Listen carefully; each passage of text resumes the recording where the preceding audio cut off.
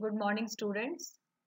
आज हम डाइन के इस 6th वीडियो लेक्चर में डाइन्स के बहुलीकरण के बारे में पढ़ेंगे। जो एल्कीन की तरह सेगमेंट डाइन भी बहुलीकृत हो जाते हैं, परंतु सामान्य एल्कीन के बहुलकों की तुलना में जो डाइन्स हैं उनके पॉलीमर्स ज़्यादा कॉम्प्लिकेटेड होते हैं। डाइन्स में बहुलीकरण में क्योंकि एक मोनोमर जो है वो दूसरे मोनोमर के साथ 1,2 या 1,4 योग होता है, क्योंकि जैसा कि आप इस रिएक्शन में पढ़ चुके हैं कि यहाँ पर एराइलिक बॉन्ड की वजह से 1,2 या 1,4 योग होता है। तो इसलिए यहाँ पर बनने वाला पॉलीमर ज़्यादा कॉम्प्लिकेटेड होता है। आप इक्वेशन में देखें 1,3-ब्यूटाडाइन है, ट्रांस इसका ज्योमेट्री है। 1,3-ब्यूटाडाइन का एक यूनिट दूसरे यूनिट के साथ जुड़ रही है पेरोक्साइड की उपस्थिति में, क्योंकि हम जानते हैं कि पेरोक्साइड की उपस्थिति में अभिक्रिया में क्या बनता है, मुक्त मूलक। और इस प्रकार से सिस पॉलीब्यूटाडाइन और ट्रांस पॉलीब्यूटाडाइन का निर्माण होता है। तो पेरोक्साइड या अम्ल की उपस्थिति में अभिक्रिया करने पर इस प्रकार से बहुलीकरण हो जाएगा। नीचे आप देख सकते हैं n नंबर ऑफ ब्यूटाडाइन, और इस तरह से समपक्ष या विपक्ष पॉलीब्यूटाडाइन बन रही है। तो ये है सिंपल पॉलीमराइजेशन। डाइन्स के कुछ और इम्पॉर्टेंट पॉलीमर्स हैं। तो एक है नेचुरल रबड़, प्राकृतिक रबड़। प्राकृतिक जो रबड़ होता है, जो नेचर में पाया जाता है, प्लांट्स में पाया जाता है, वो पॉलीमर होता है आइसोप्रीन का।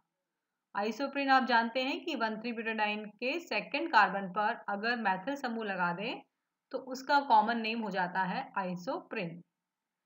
तो इस प्रकार आप आइसोप्रीन की दो मोनोमर यूनिट देख सकते हैं, रिएक्शन देख सकते हैं फर्स्ट रिएक्शन के अंदर, और किस तरह से जो 1 और 2 कार्बन के बीच में डबल बॉन्ड है वो शिफ्ट हो रहा है 2 और 3 कार्बन के बीच में।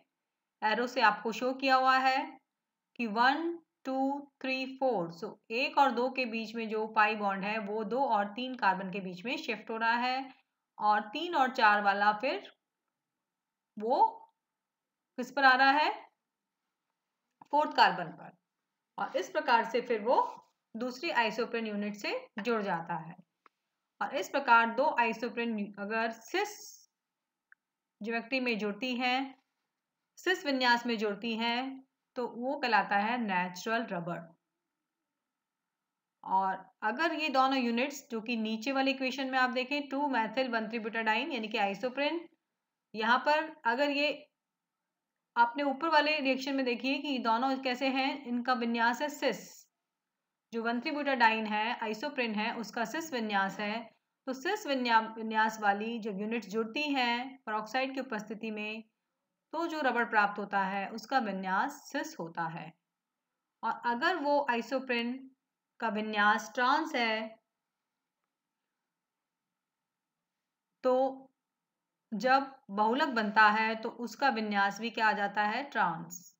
और जब ट्रांस में जुड़ते हैं, ट्रांस में 1,3-ब्यूटाडाइन जुड़ती है तो उसे हम कहते हैं गट्टा पर्चा रबड़, जो कि एक नेचुरल रबड़ है। ये थोड़ा कठोर और हार्ड होता है। तो इस प्रकार से ज्योमेट्री के आधार पर कि जो डाइन है आइसोप्रीन है, अगर वो उसकी यूनिट सिस फॉर्म में है, सिस ज्योमेट्री में है तो नेचुरल रबड़ मिलेगा सिस में, और अगर वो ट्रांस में है तो गट्टा पर्चा रबड़ कहलाएगा। इसके अलावा डाइन में बहुलीकरण से कई प्रकार के सिंथेटिक रबड़ का भी उत्पादन किया जाता है। जो ब्यूटाडाइन है, डाइन्स हैं, उनसे हम सिंथेटिक रबड़ भी बनाते हैं, जिसमें से कुछ कॉमन है। ये है ब्यूना रबड़। 1,3-ब्यूटाडाइन को जब हम सोडियम की उपस्थिति में बहुलीकरण करते हैं तो हमें मिलता है ब्यूना रबड़।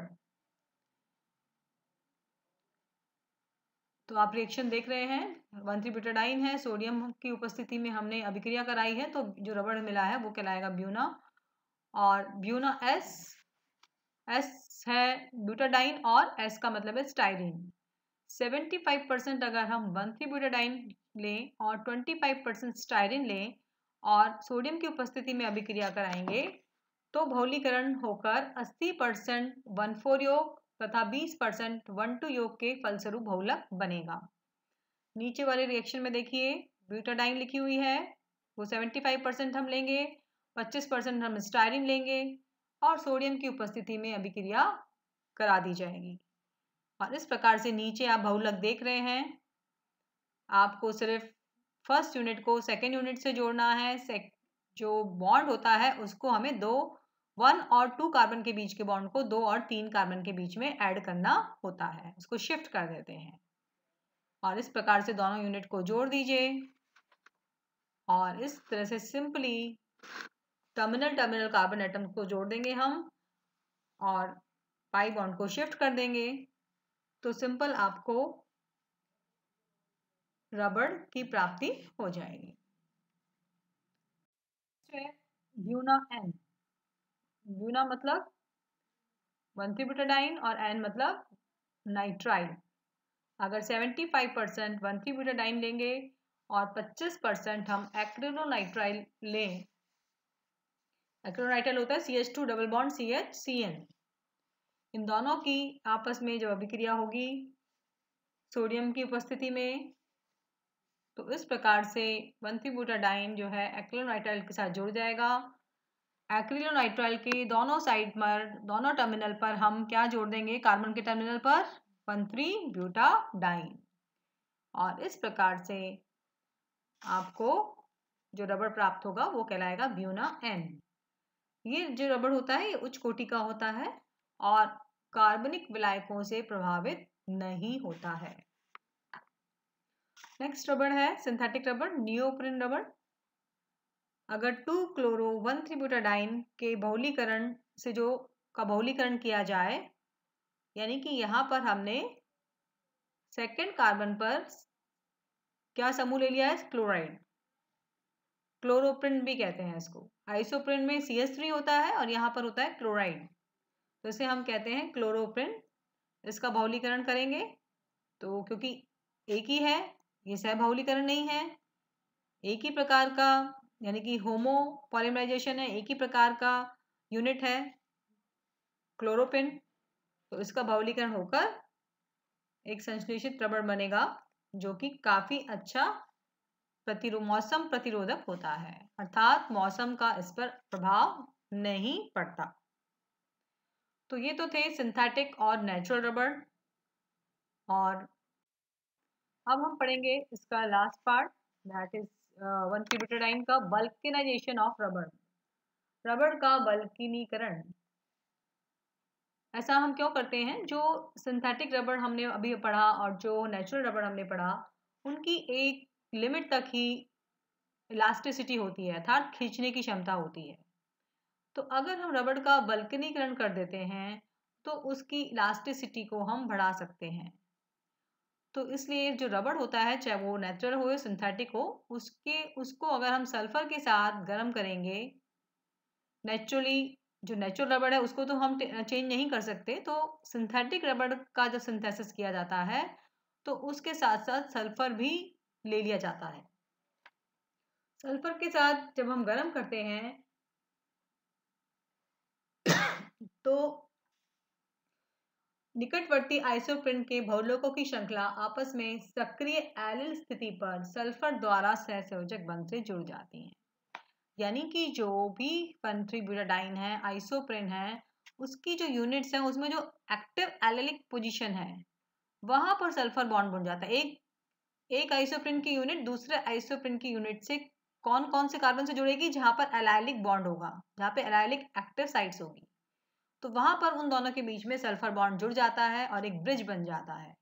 इस प्रकार एक जो मोनोमर श्रृंखला है दूसरी श्रृंखला के सापेक्ष उनका विचलन या मूवमेंट संभव हो जाता है और इससे रबड़ में इलास्टिसिटी बढ़ जाती है, वो कठोर हो जाता है और मजबूती भी बढ़ जाती है, अर्थात उसको खींचने पर वो टूटेगा नहीं।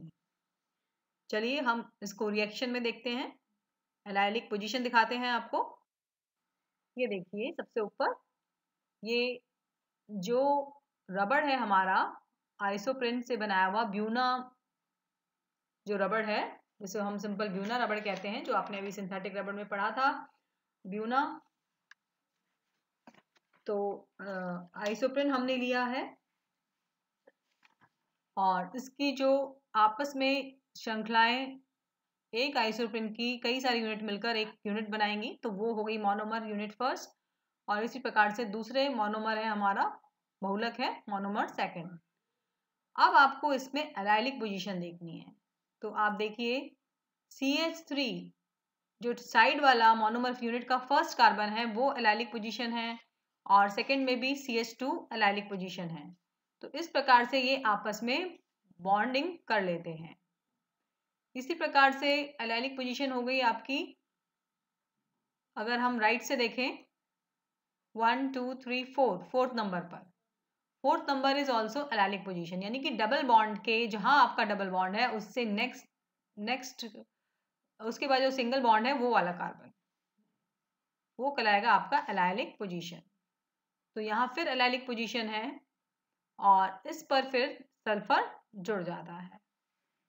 तो इस प्रकार से एलाइलिक पोजीशन जो होती है एक यूनिट की, वो दूसरे यूनिट के एलाइलिक पोजीशन के साथ सल्फर के द्वारा ब्रिज बनाकर रबड़ को मजबूती प्रदान करती है और इस तरह से वल्कनीकरण के द्वारा रबड़ को हम अधिक मजबूत और इलास्टिक बना सकते हैं। तो ये था आज का लास्ट पार्ट ऑफ 1,3-ब्यूटाडाइन। अब कल हम नेक्स्ट लेक्चर में हम डाइन के यानी कि क्यूमुलेटेड डाइन और एलाइलिक और एलीन्स के बारे में पढ़ेंगे। तो आज के लिए इतना ही। आप इसे रिवाइज करिए, एग्जाम के लिए तैयार कीजिए और इससे पहले जो भी मैंने आपको 1,3-ब्यूटाडाइन के रिएक्शंस और प्रिपरेशंस पढ़ाए हैं उनको रिवाइज कर लीजिए। Thank you students.